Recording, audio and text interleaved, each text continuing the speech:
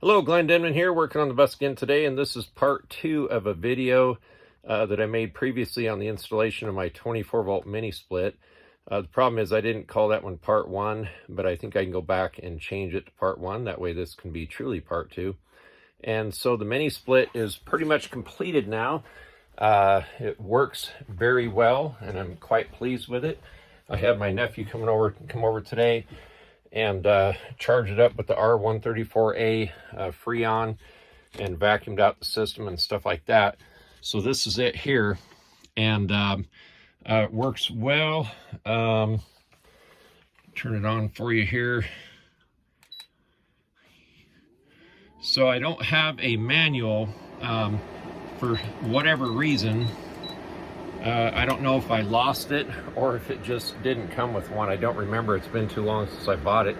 But I've had it for a couple of months now because I was working on some other things in the meantime, so I didn't have the chance to install it just yet. But one thing I did do is I installed some foam. The lines that go down below are rubber, and they don't appear to have a problem with condensating. But the very last final fittings here do. Of course, not this, it's insulated here, but I put this on here. I'm gonna insulate this last little bit, and then I don't think I'll have any problem. So basically this wood trim here finishes this out. And I'll see if I can kind of put this up there so we kind of get an idea what it looks like when it's all said and done.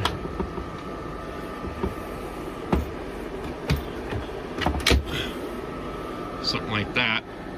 So that screws down to the framework behind there and trims it out really nice. Then I was able to also get my trim along the top done, so I've got wires going back and forth in there as well.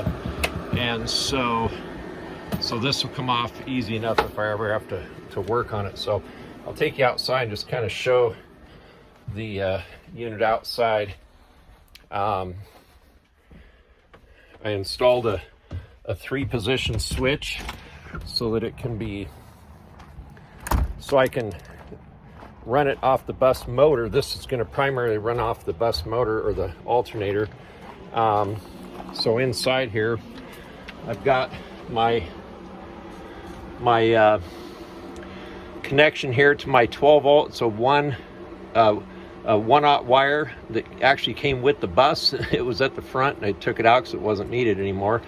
And it even already had this conduit over it, so I used it to go up and over the engine to get to the other side for my 24-volt while it's actually working there. And so here's the outside unit.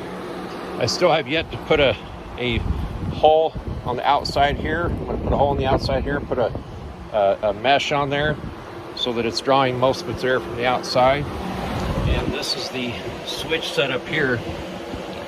So it's a 3-position switch, so the middle is off. This side, if you can see it, this side over here is going to be a position for power from the house batteries. So the way it is right now, it's only powered off of the bus.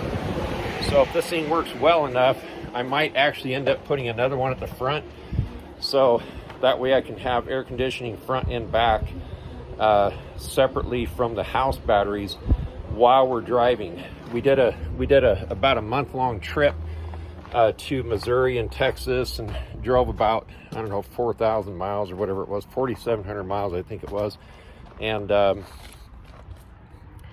was able to well, what happened on that trip was we actually ran out of power because it was super hot all night the night before we left, and it was pouring down rain. It was cloudy, so we ended up running the AC all night, and then we drove the bus and just had to run it during the day. It was so hot, so we ended up running out of power just as we, literally 5 minutes after we pulled into our destination. So we were able to plug in and get everything charged back up again.